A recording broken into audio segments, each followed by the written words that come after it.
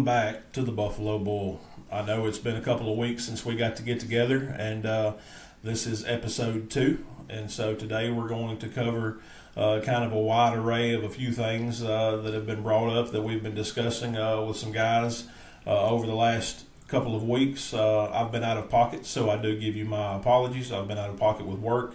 I've been traveling a little bit for work, and I have been a little bit of everywhere. But today we're going to talk about something that is very prevalent. There's probably a wide array of a couple of things that come together. But today we're going to talk about American waste and American ignorance and what that looks like. And so right out of the gate, I'm just going to share with you some things that I've seen over the course of the last several years, and you have too as well, especially the generation before us, as you hear them talk about stuff that necessarily, you used to always hear your parents say, what are my kids going to see? What is the next generation going to see? What is the next, or those behind us that are coming up, right?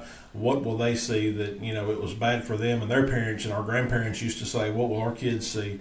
And now that we're grown, right, and we have children, we see that we're starting to see the same thing. And we're going, oh my gosh, what are our kids going to see? And what we're learning is that it is a repetitive cycle, and that human nature, as in a whole, is doing things that continue to get worse and worse. And so it's a mixture of waste and ignorance, and how that has impacted the American culture, and how that's impacted everything from our livelihoods, the workforce, all the way down to into the churches and filtered into the churches. And so I want to share just a quote with you real quick that caught my eye as I was reading some old stuff from some of our old founding fathers. And Thomas Jefferson said this. Thomas Jefferson said that if a nation expects to be ignorant and free in a state of civilization, it expects what never was and never will be. And basically what Jefferson is saying is the basic idea is that if people choose to be ignorant, they can't choose to be free too. And so I seen a funny video that was on the internet from the Babylon Bee, and so that was posted.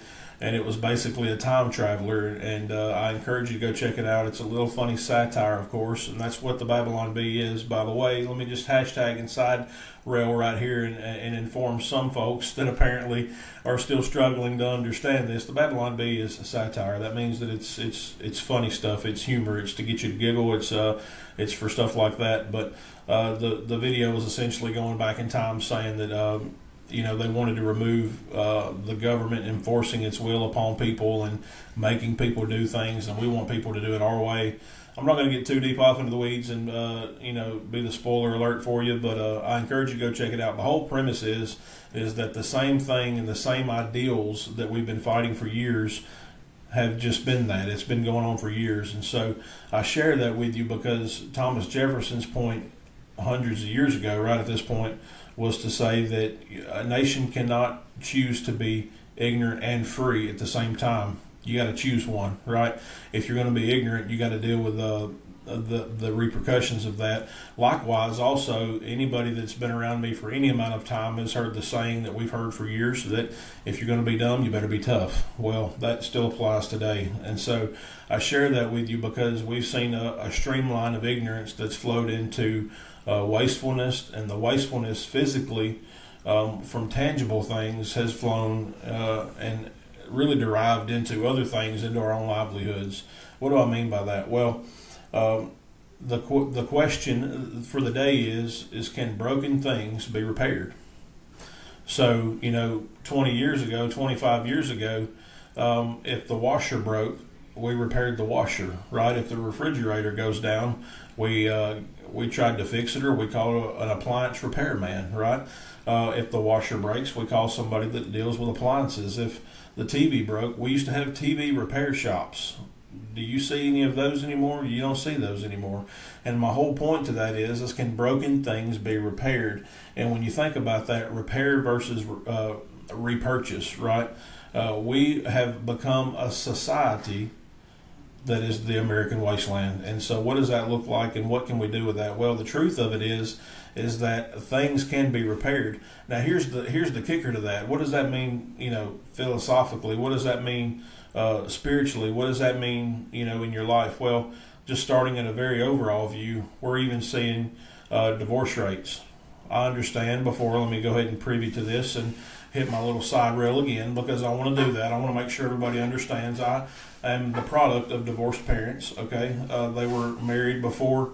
My mother was married before and my father was married before, and then, I'm the product of them, which, by the way, ended up being a fruitful, long-lasting marriage until the Lord called them home. My point is I understand there are certain scenarios and certain settings where relationships no longer are healthy for one another. So I do understand that.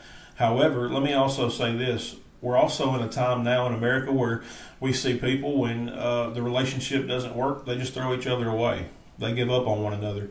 We see jobs and careers, instead of having the buffalo mindset. This is where this is all going to circle back for us today. Having that buffalo mindset is to say, hey, you know what? Something's not working. Let me push through the smoke and let's see if there is something better on the other side before I make any decisions. I have a rule in my house, not only for my family. I try to share a little bit of this with my friends as well. We need to make sure that we're not making decisions based on emotion. And I am guilty of that. I have my historical data, as some of my friends say. I have the data to prove that I have been the product of that. However, not recently, and so it's because of mindset that I've changed, and I have adopted that buffalo mindset, right? And so this is what I want to share with you. We're living in a world where we're trying to throw stuff away. We're living in a world where you know what? If the country doesn't work for us, you're seeing these celebrities, which, by the way, I think is fantastic. You're seeing celebrities use their platform and say, well, if this president becomes the president, that, you know what? I'm moving countries. Well, the gate's out front, okay? Don't let the door hit you where the good Lord split you, okay? That's my mindset. If you don't want to be here and you don't want to help return the nation back to what it was founded on and what it's supposed to be, you don't need to be here anyway. You're not a part of the solution. You're a part of the problem. What I want to encourage you today is to think about this in your own life. Now, we're talking about American waste and how that's transformed into American ignorance. Because of that, we see people that are living this life going, okay, well, it's not working for me. I just need to clock out, and I need to move on to something and do something else. Well, here's the deal. In the world that we live in, we're looking for problem solvers. In the world that we live in, we're looking for people that are willing to make decisions and, you know what, live with those decisions as we try to make things better. The philosophy, though, is that not all ideals are the same ideals. And we've even seen this filter into the church, the Christian church. There's some good literature out. I encourage you to be careful on what literature you use and what you read. But there's even literature out now talking about the Marxist ideals that have been forced into the Christian church in the last 60 years, the liberal thought process that's been forced into the Christian church, and how liberals have used Christianity as their trigger, their hidden agenda to get things done under the name and under the guilt of Christ. And we need to make sure that we're understanding clearly what we're just talking about. And so American ignorance is best defined as, again, there's this cult of ignorance, I would say, that has always been in existence. And there's been a lot of people that studied this. I encourage you to go and just take a little study through some literature. You can find some of it online, but American ignorance here's the new age part of American ignorance in 2025 that I have seen personally in the last 20 years. People see all the bad things going on and go, well, I just choose to ignore it. Well, how is anything going to get better if the American people continue to ignore it? How is anything going to get better if we continue just to go, you know what, I'll live until I live. I'll live my best days. I'm talking about some of my good friends, by the way. I don't want to watch the news, so since I'm not going to watch the news, we'll just kind of wing it, and whatever happens, happens, and the Lord will call me home when He's ready to call me home. You need to remember, gentlemen, that, again, as I've shared with you previously, the Lord called you to be a warrior. The Lord called you to be a fighter. There's been battles between good and evil since day one of mankind. Let's go back all the way to Cain and Abel, right? Evil has been a part of the world since the beginning of creation, and there's nothing that we can do to outrun that. However, there is something that we can do to combat that. And we need to make sure that that's what we're doing, guys. We need to make sure that we're not allowing false ideologies and things like that. Have you seen these street interviewers going around in some of these more liberal cities and more liberal settings, and they're going around asking people, okay, you don't want to vote for this guy, but you'd rather vote for this guy. Can you tell me why? And guess what? You see ignorance on full display. Ignorance is on full display, and they go, well, I don't really know, but I just know that I probably shouldn't like him because everybody said I shouldn't. You need to make sure that you're doing your own homework on things. And so if you're following my podcast and you're following the Buffalo Bull, chances are is you're not one of those guys. However, American ignorance is taken over in such a way and swept in such a way that there's this willful ignorance, meaning that you know things are bad, but you refuse to do anything about it. Yet you want to have a voice for it and say, well, I can't believe we did this and I can't believe we did that. Well, how do you think that's going to change if you don't choose to take action and do something? Now, I'm not calling people to arms. I'm not calling people to do graphic things. That's not what I'm doing. I'm telling you that this country was founded on we the people. You see this right here, my bride, shout out to her. She decorated a little more for us, and we have some more stuff coming, but this is just some of the philosophies and some of the ethos that we think about. One of the greatest things that she found for me was this sign over my shoulder right here from an old quote from a previous president. I'll even share that with you, and I don't know if you can see it. I don't think you can, but freedom is never more than one generation away from extinction, and that's a fact. Ronald Reagan said that we didn't pass it to our children in the bloodstream. It must be fought for, protected, and handed on for them to do the same. Hey, you know what? I'm not looking for another generational war, just like you're not either. I know that the world is in turmoil right now. And one of the greatest things that I want to share with you and just give to you today is this right here. Just because you see news doesn't mean it's real news. And if there's anything that we've learned in the last 5 years, I mean, and this is, my goodness, this is the God-awful truth. This is proven, okay? If there's anything that we've learned in the last 5 years, it's that not all news is created equal. We see news, we see false news. You do understand the premise of news, right? The news is created to give you bad news that keeps you coming back for more, because they want to keep you in a worried state. When you're in a worried state, you continue to just thrive on bad news because you want to know what else is coming, because it's supposed to be graphic and scary. There's news platforms that are popping up by the day more than I could count the McDonald's driving down the streets in America. There's so much false news going on that it is so inaccurate. There's some things that I've had to go and use, believe it or not. I've had to go to Israeli news sites to follow some factual events that have taken place on the Israeli and Iran proxy war that's taking place between the both of them right now. And so I say that because we don't know who's telling the truth and who's not telling the truth. And we know that mainstream media in the United States, and this is probably going to get taken down because I'm saying this, and that's all right, we'll put it right back up. Mainstream media in the United States is only meant to really benefit one side. And so we need to make sure that when you're following the news, you're following news that's accurate information. Well, how can we tell? That's the glory of it. That's the glory of it. If it's not proven, you don't see video of it. You don't see, an AI even today is creating news. It's insanity. It's absolute insanity.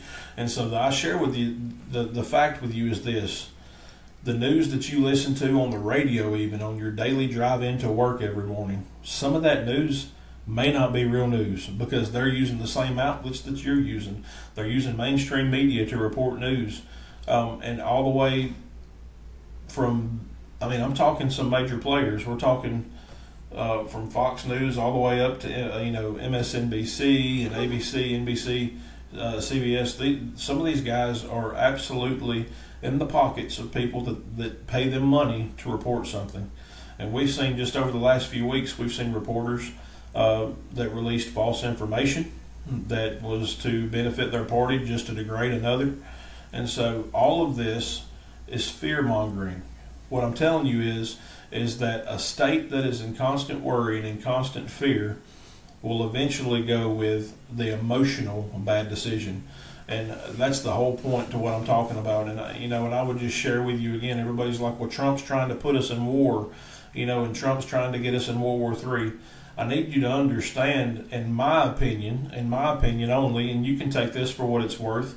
In my opinion only, Trump's trying to prevent a war, not to get us into another one. However, for the first time ever, I wouldn't say first time ever, but for the first time in what, 15 years, 20 years, we see a leader that was willing to stand up for the American people. You don't have to like Trump to see that, but you do need to see that. This is not a Trump rally online. This is not what this is.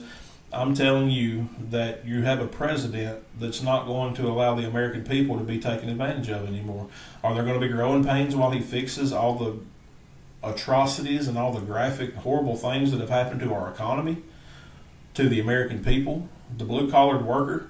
I shared with one of my friends recently, just very recently, that 15 years ago, when somebody would make $50,000, $60,000 a year, they could take care of their family on that. They can't do that anymore. Inflation's at an all-time high, and it's on its way back down. However, you need to recognize, people think jobs are still just laying around. They're not. And so why do I say all that? Because there's certain ideologies and there's certain people groups out there that want you to think that, that this is the worst thing ever for our country, and that we're headed in a bad way and we're headed in a bad direction. Has to be things that resets. The American dollar's got to reset, guys. I'm just being honest with you. The economy has to reset, and the only way that we can do it is get other people to pay the taxes on it that's been robbing us for all these years.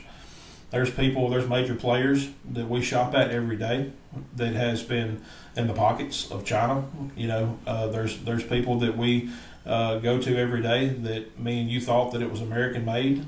The next time you're at the store, and you know which one I'm talking about, the next time you're at the store, that has a grocery store and a retail center all in one big building, because it's the easiest thing to do, because there's one on every corner.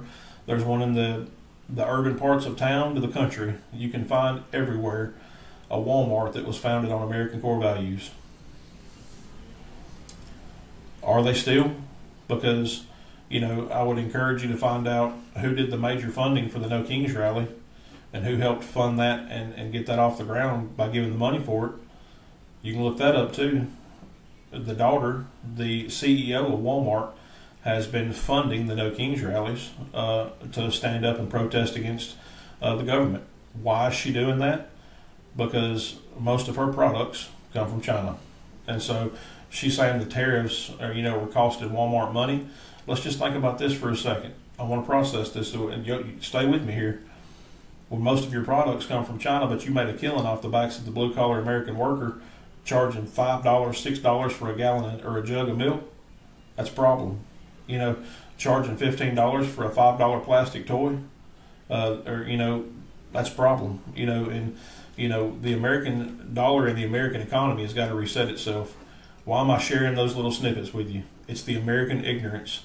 People continue to pay and people continue to go shop at places that are robbing them, and then they get mad about it when they do it. Well, I can't afford to buy groceries anymore. We'll go buy groceries at an American local grocery store.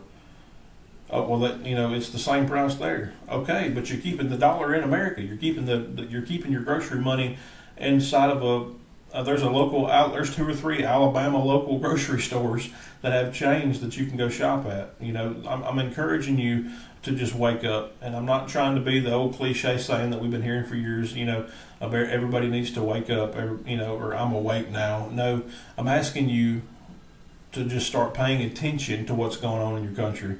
American ignorance will destroy this country, and eventually you will have to choose whether you want to be ignorant or whether you want to be free. American waste, it's the same process. Products are cheaply made now, so they fall apart quicker. Can they be repaired? I don't know. Some may be able to be repaired. But at the end of the day, products are made now, so you just have to go buy another one. If my flat screen TV goes out on my wall, guess what? Am I going to take it down and repair it, or is it going to be cheaper for me to call a repairman, or is it going to be cheaper for me just to go buy another $300 TV? We have to weigh that out. I'm just encouraging you, don't be wasteful in such a sense that it allows you to continue to live in the ignorance that's costing you more money. There's got to be ways that we're smart money. There's got to be ways that we're not allowing all of this influence and all the negativity and all the bad stuff to flow into our own homes. You have an opportunity right now to really get back on your feet and make some smart decisions. I'm encouraging you to do that. Are there going to be bad times? Yes. Are there going to be growing pains? There are. We're in a couple of growing pains right now, but I think the things will continue to iron out and do better and become better. And I'm really encouraging you, brothers and sisters. I know there's some ladies watching too, and thank you, by the way, for reaching out. We had one of our shorts that hit over 1,000 views. All of my technical stuff, I'm not even going to begin to lie to you. My son is a technical guru, one of my sons, and he gets on here and he does all of my editing. He does all of my audio. He does all of that stuff, and he keeps all that stuff going for me. But one of the shorts that we made was just a snippet of the main thing of the video, right? And we're living in such a time that we're always in a hurry. There's a book on my shelf right now that I'll share with you next week because I have a book to share for you this week. There's a book that I want to share with you next week about the elimination of hurry. We're just in a hurry. Everything is in a hurry. And it's all grossly concerned to the fact that we live on screens. We live on screens throughout our entire day. We live on that phone, and that phone's in our hand nonstop. And one of the things that I was going to share with you, and I guess the little spoiler alert for that is, go study and see what the American attention span was just 20 years ago compared to what it is now, and it'll be devastating to you. It will be. And so I'm encouraging you just to wake up a little bit. I'm encouraging you just to try to remove the ignorance. If you would just sit back and look and watch and study what's going on in your world and say, okay, what am I kind of being blind to? And you're going to find out there's some things that need attention. And I'm just encouraging you to remove that.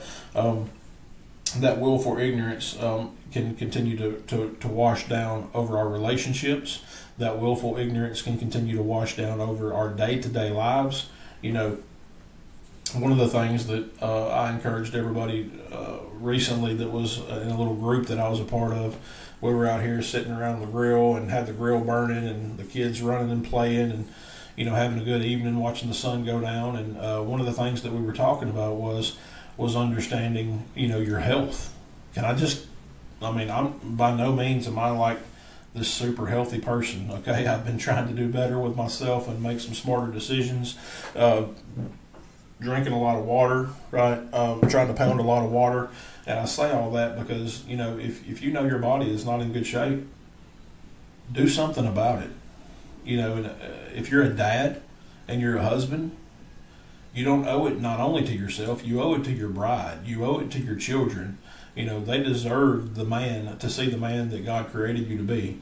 And I share that because that's one of the books that I want to share with you that I told you was one of my big books and one of my big players that's been such a standout in my life. I've gifted this book to many people. No, I'm not sponsored. No, I don't think that, I don't know that I'll ever be sponsored for anything, and that's okay.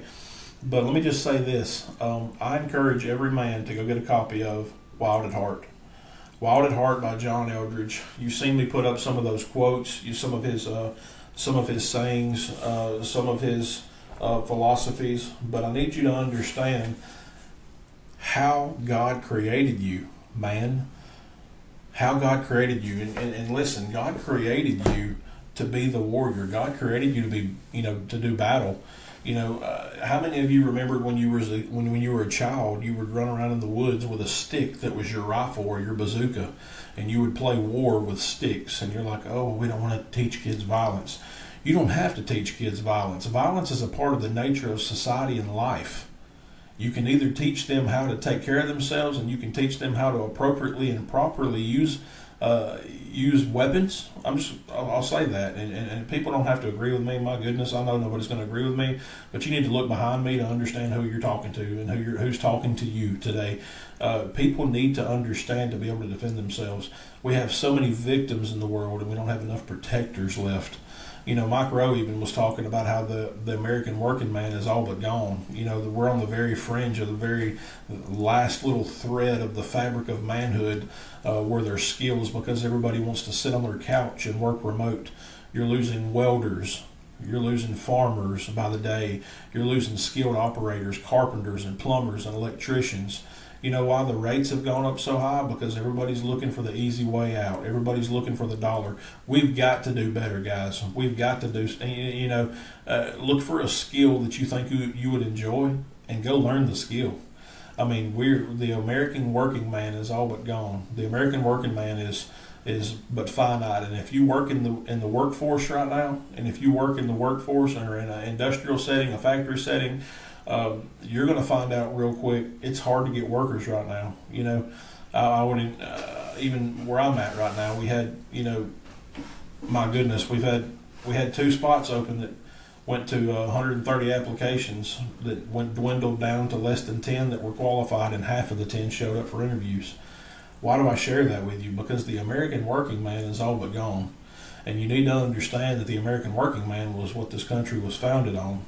And so I do understand the dynamic of making a country full of workers and not thinkers. That's a whole different stream.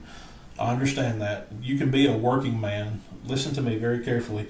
You can be a working man and not be ignorant. You can be a working man and take care of your family and not be ignorant. You can choose to take care of your wife and your babies and not be willfully ignorant. You have to wake up. You have to put discipline in. You have to get after it. You have to go do the work, and you have to put the work in. And this is all I'm sharing with you today. This is what I want you to understand. God created you to be wild at heart. God created you to be a warrior and to battle life and to battle out and to choose violence sometimes, right? And so I say all that because that's how God created man. Look through the history of Scripture. The Scriptures are loaded full of wars and battles. And look at our grandparents and our ancestors. The last great generation, not to take away from anybody else, but a great generation of men that we need today was the men from World War II, World War I. We need those men. Those men is the old cliche saying that created the easier times for the next generation. But that was the plan. We don't want our kids to go through a hard life, but we want our kids to be able to do life, and we want our kids to be able to battle life, because this world will knock you down. This world will suck you dry and leave you stranded and just lonely in a ditch. And I'm telling you that if you don't create your next generation, if you don't invest in your children to be bold, to be courageous, then somebody is going to victimize that and take advantage of that. And so I'm encouraging you, men, to step up and be men. I'm begging you to step up and be men. That's the whole premise of the whole reason that everybody was wanting me to go back online with this podcast. The Buffalo Bull mindset, the Buffalo mindset. When things get hard, you put your head down and you push through it. I was just sharing with a dear friend of mine on the phone last night. We have to understand the premise and the concept of being a man. Being a man is not easy. Okay, and I understand that. You carry the weight of the world on your shoulders. You're trying to make ends meet. You're trying to make sure that your babies have a life that you never had. You're trying to make sure at the same premise that you teach them everything that you wish you knew or that helped you get through, right? And we need to make sure that we're taking that seriously. And so the willful ignorance and the waste that's washed down, that's washing all over the country right now, is washing into our homes, and we need to get rid of it. You cannot choose to be, in the words of Thomas Jefferson, you cannot choose to be free and choose to be ignorant at the same time. Those men rallied together, pulled up their bootstraps, took a big deep breath, and they pushed in and got it done. Right? That's what this country was founded on. This country was founded on those ethos and those values, and you're going, well, I don't want to have to do that again. I'm tired of doing that. Then go somewhere else and see if you think it's better. I bet it's not. There's a new release that just come out of a Texas family that decided that they were against the liberal values that was being taught in the public schools to his daughter. Okay, his daughter was being forced to do a report on lesbians, and young daughter, I believe, very young, first or second grade, and was being exposed to what exactly a lesbian even was. And so they were done with it in Texas, of all places, by the way. I thought, who'd have thought it? I didn't think Texas would be that place, right? And I'm going, okay, we don't have to deal with that stuff where I'm at, okay? I'm thankful for that. But some of those reasons are the reasons that in the past we have homeschooled. And by the way, if you're homeschooling, kudos to you. My hat's off to you. Okay, I'm proud of you. Do it right. Okay, I'm proud of you, and make sure they're getting what they need to get. Everybody told us for years that homeschooling our kids was going to be the worst thing ever, and that they were going to be so far behind. And then when my kids got into public school, my kids have been on honor society. My kids have been one of them has been elected to be a part of the National Scholars High School Association. I mean, my kids have not been left behind.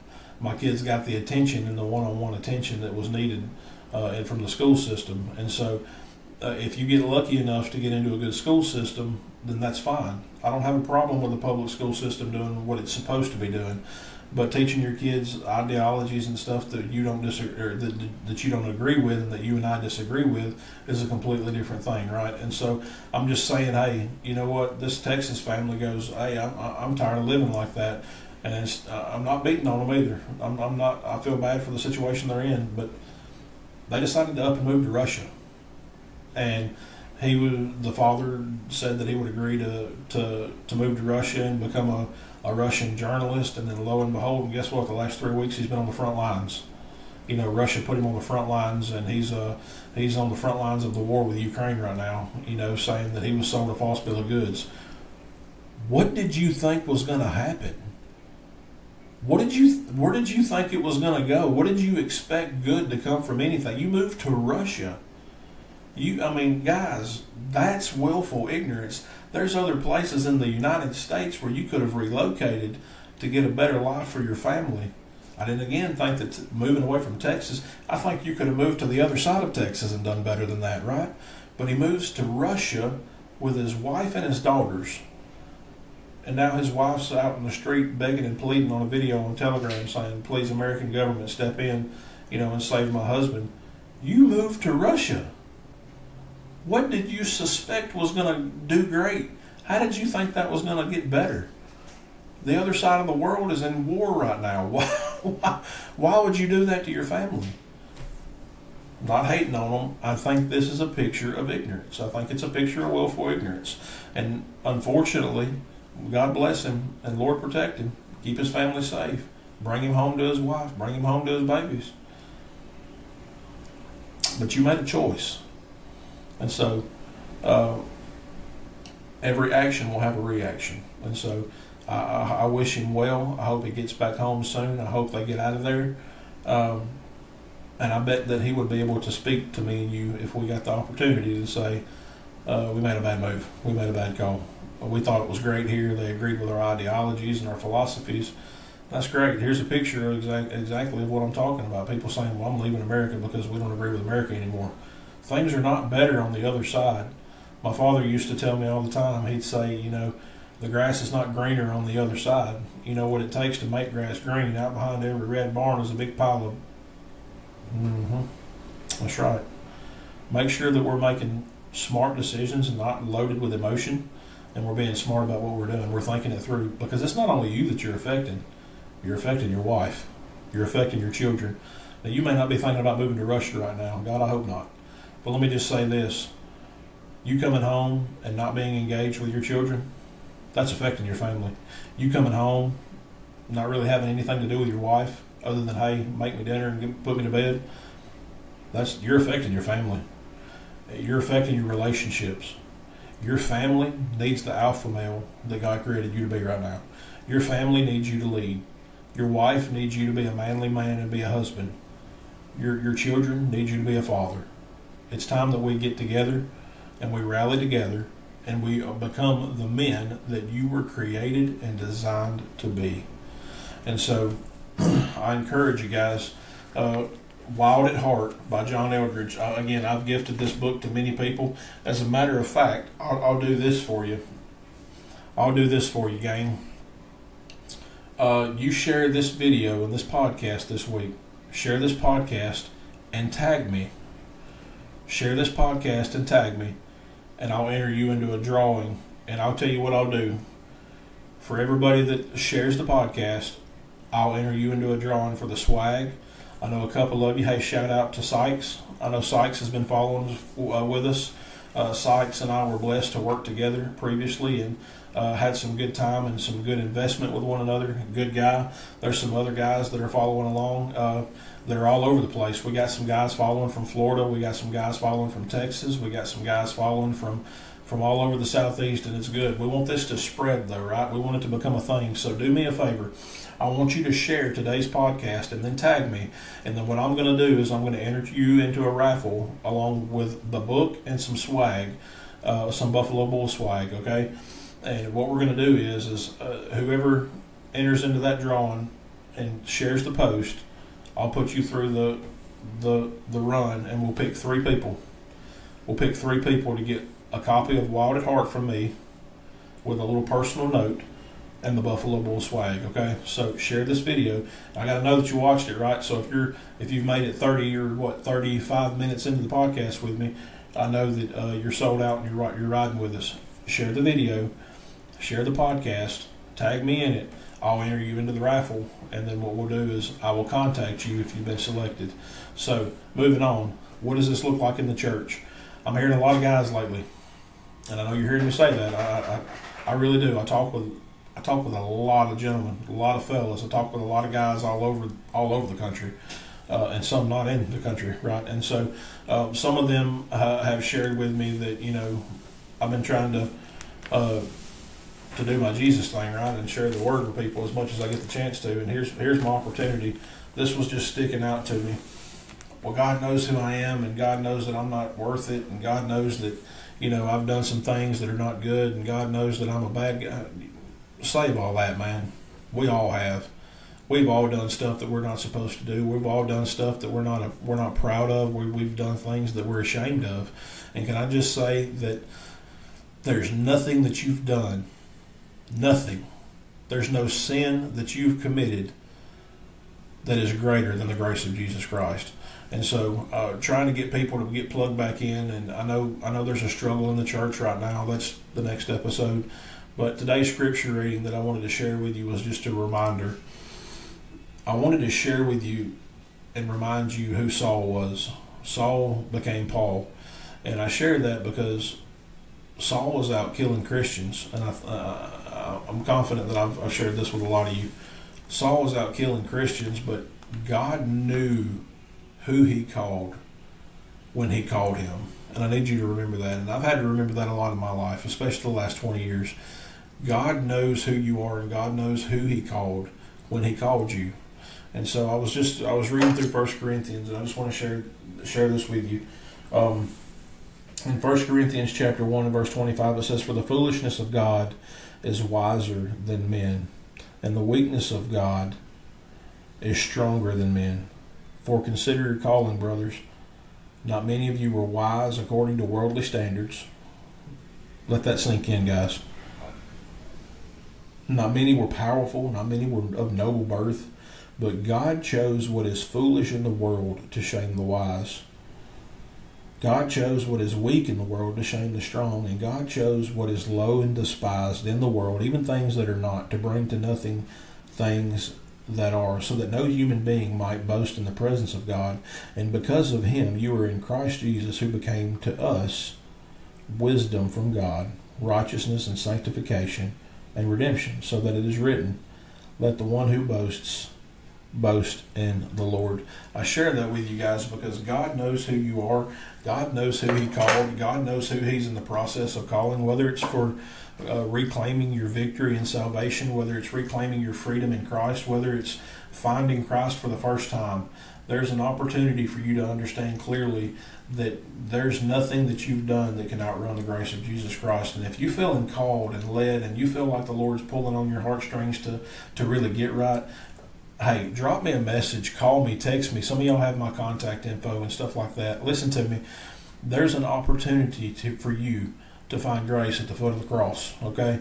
I'm telling you that. I'm telling myself that, right? We have to remember God knows who you are. You're not hiding anything from him. You know, I used to think when I was a teenager, I've done too much bad, so he don't want me. Well, then I found out that grace, what grace really was, right? And grace exists. And then I went, okay, well, that was my license to sin. Well, God knows I'm perfect, so why should I try to be perfect? Well, the Bible also says to be perfect as your Father in heaven is perfect. That means that, you know what, I'm not going to be perfect, but I need to try to be. I need to strive for it. I need to reach for it. And so we want to try to be good men. We want to try to be followers in Christ. We want to try to do the right thing and love on people and give people Christ and do the big thing, do the right thing, right? Because doing the right thing is not always the easy thing, but it still is the right thing, right? And so I just encourage you to remember who God used all through Scripture. God did not use perfect people from the Old Testament all the way through. Look at King David. Look at King David. King David was not a perfect man. King David sent his best friend into the gates of hell for the battle and got his best friend killed just so he could have his wife. Yet King David was used by God. You know, Saul was chasing Christians to the dead ends of the Damascus road. Knew that he finally had them in the very ends of the Damascus road, ready to just slaughter them and get Christianity done with once and for all. And then boom, guess what happened? Jesus showed up. It's what Jesus does. If you're getting tugged on right now and you're getting pulled on, I need you to focus more on Christ and less on the people around you that are deterring you from following Christ. I've done that. I've been there. I've got the scars. I've got the shirt to prove it. Listen to me. If you're doing this thing right now where you're saying, hey, you know what, Christians have done me wrong. Christians have always done people wrong. They're humans. People are just people. At the end of the day, my relationship and my walk with the Lord has nothing to do with people. It has to do with me and the Lord. And the Lord's got you covered, brother. It's time for us to step up. It's time for us to quit running. It's time for us to quit doing this thing where we're in our own little program, in our own little format, doing, hey, you know, I'll just figure it out as I go. You won't. There's nothing that you can do on your own without Him. And so I encourage you, I encourage me with that, right? I'm saying even me, that there's things that we need to be doing and we need to get it together. So, hey, I love you. Hey, my time is almost up with you. Here, one more time, here at the end, listen to me.